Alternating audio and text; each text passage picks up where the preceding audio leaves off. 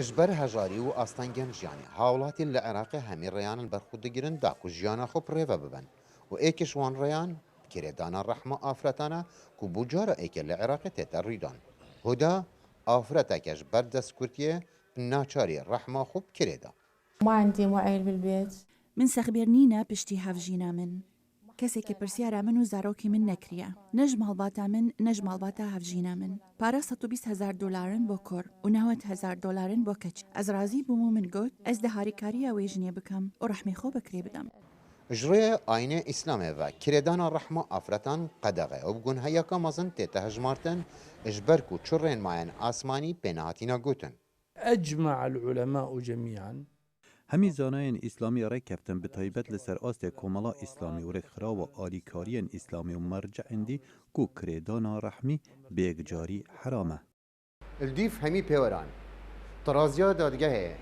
پیرو اکلایی کرنا هر بابتا که جانه دادکتن قانون العراقي ما عالج یاسا عراقی هورکاریا بی بابتی چارەسەر نکریه بلکو به اگجاری بکره دانا رحمه چارەسەر نکریه و یاسا عراقی لدادگه دا به تایبەتی دبابتن گربستان دا ما ناچار دکت کو اگر نواروک اگ نبید دبابت که دا ما بوفقا اسلامی بد گوهزید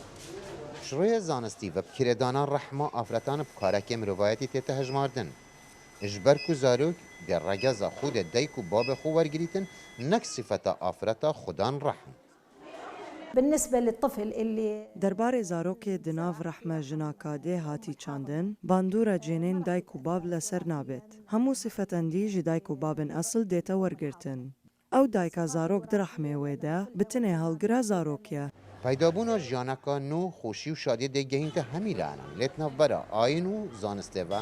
کارن مروایتی جگ دیرن ول دور دا وقتی تا گوتن زاروک جانکا نویا